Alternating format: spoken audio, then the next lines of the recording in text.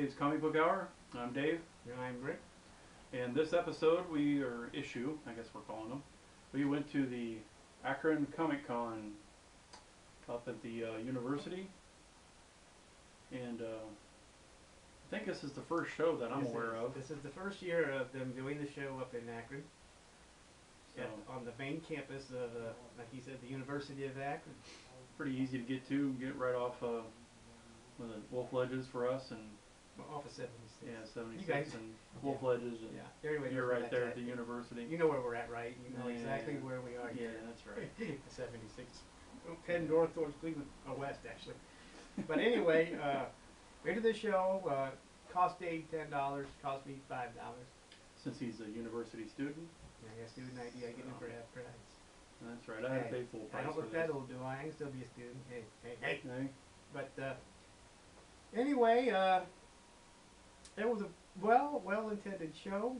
Unlike our Harper show that we went to a few weeks ago, this had more people in costume. Yes, quite a few participants. A lot of kids running around, dressed up and having a good time. And throughout this video, you will see me and Dave with babes. This is what you need to see. Yes. Babes is job one. That's right. Well, got to do something at the shows besides buy comics, so find all the pretty girls and get our picture taken with them. Yes. And we expect the restraining orders to come in during. Yes, that's right. Send them to his house. But anyhow, so overall, I thought the show was pretty good. One thing I think we both agree on, it could have used a lot more comic book dealers themselves. There was not that many really, maybe 8 or 10 or something like that. Yeah. And had a nice selection of guests and artists and writers and so forth there. So there's a lot of those kind of guys there, and some of the older school writers. Time out. All right. Where were we? We were talking about the dealers. Yeah, the dealers, comic book dealers. There's only about 8 or 10 of them. And so we unlike the Harper show where there were nothing but dealers, yes. Yeah, and there's a lot of good deals at that show. Where this one, it took a lot of looking around to find some good deals. Everybody, pretty much, I thought was a little high priced maybe on some of their stuff. If you ask me, some of these prices were jacked up because of the limited dealership. The deals that they found on some of his comics, and I found. If you remember the show where I got those Daredevils in Beer Mint for $2, I saw them there in the $20, $30 range at this show. So that'll let you know what we're looking at. Every issue of Amazing Spider-Man in the 120, 130, 123, 130, 140 range was $60 to $70 each, no matter what it was. Yeah. Quite expensive, I thought. So I don't think, I'll let you know. I mean, I don't know. It just seemed like there was no deals. I mean, I don't think. Not only could you find a deal, I don't think you could find guide. I don't think you could find the guide price on these books up there at all.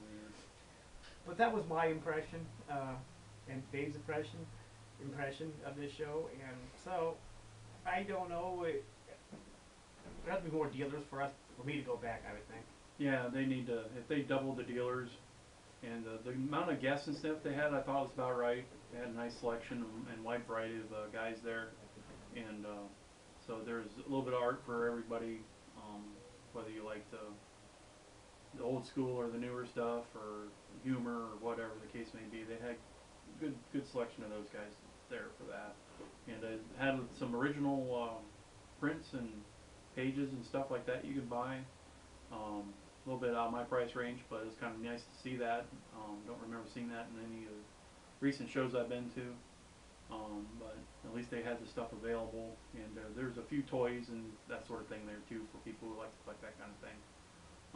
So it was pretty good. I don't know, out of 10, what do you give it, about 6 or 5? 5? I'd give it a 6, but so I can't because I don't really go there to see the artists. I go there to get comics, and not at over. Never mind. I'm just saying that since there was a lack of competition in the dealers' room, I don't think anybody was. Yeah. Unless they were taking advantage of the Amazing Spider-Man coming out on DVD this week, and they thought, hey, they can just jack up the price of it Amazing Spider-Man comics. Yeah, they just brought all their higher end stuff, I guess, instead of. Well, the lower end stuff was in there too, and they were Yeah. anyway. But enough of that. The show, I'll give it a 5. He'll give it a 6, and we'll just move on to what we did got. actually find. Yeah. So you want to go? And I didn't really get much up there. I was looking around. I did some wheeling and dealing. I'm the negotiator. I got this Amazing Spider-Man 110. He was asking 18. I talked him all the way down to $16. Oh, look out, William Shatner. I'm on your ass. But anyway, no. So I think it's in very fine shape for that. And I thought it was really priced compared to the other books around in it that were in the $60, $70 range. It's one that I needed, so I picked it up. This one I picked up, Incredible Hulk 147, a whole $5. You know. So, and I'm going to say very good, fine, maybe fine plus, but still it's $5. The book I needed, it was the Hulk. And I bought it there. Like he needs more Hulk. But then occasionally I do like to pick up the Atom if I can, Silver Age Atom. And this was half price, so I got this. It said it's very good, and this was 12. I got it for 6. And I have a few of these Silver Age Atoms, which I really like. So those are the books I picked up at the show, and I probably would have picked up more, but I don't think the prices were nowhere where I wanted to go. I didn't rob a bank before I went there. So, what did you pick up, Dave?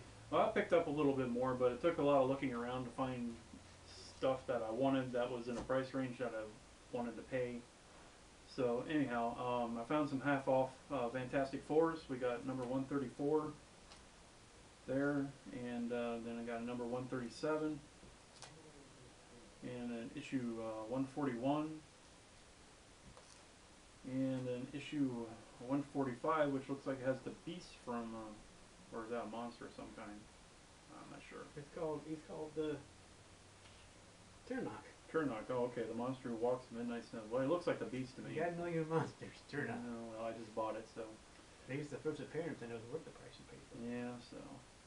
Got that for half off, and then I come across a couple of giant-size Avengers. We got number 4 here, where the Avengers assemble for the most long-awaited wedding of the decade of Scarlet Witch and the Vision. And then we got giant-size number 3 Avengers. Looks like they might be doing some sort of time traveling, maybe. And of course, I got another issue here that Rick really thinks he needs. You did too many times. Issue 118 with the Hulk in the middle there, causing all kinds of havoc. And Avengers 121 and Avengers 120. So that takes care of part of that pile. So I got all these half off, or I don't know, I think I paid $7, $8 for a couple of them, but they're in pretty good shape, so I thought they were worth the money, or else I wouldn't have bought them. So I also got some Marvel team-ups. Let's see here. We'll start backwards. So, and this is number 25, which is Rick's very first Marvel team-up he bought. He said, told me earlier today. So, he got a lot of those. What did it cost you? $4. $4. So, Cost me 27 cents. yeah. Tax even. Yeah. But anyway, that is the first one, Marvel Team Up I did buy off this newsstand, and it was good. I liked it. I read it back when, way back when. And the next one we got here is number 18 with the Torch, Human Torch, and the Hulk. I don't know why. I mean, he gets all the Hulk, and he likes Avengers and Fantastic. Yeah, I like Spider-Man too. So, and then we got Spider-Man and Kazar in issue number 19. Yeah. Issue 21, we got him teaming up with Doctor Strange. And number 16, he looks like he's teaming up with the original Captain Marvel. And number 14, teaming up with Submariner. And I also bought an issue that I've been hee-hawing about getting off and on. Finally, went and got this copy of Captain America 241, where Punisher appears. Most of the mint condition copies I've seen, or near mint, or what do you want to call it, they usually run about 20 to 30 bucks, and so I got a $6 copy there. So so that's what I bought at the show. Look forward to sitting down and reading this up, and doing some reviews on it maybe. maybe we'll do some future retro reviews with some of these.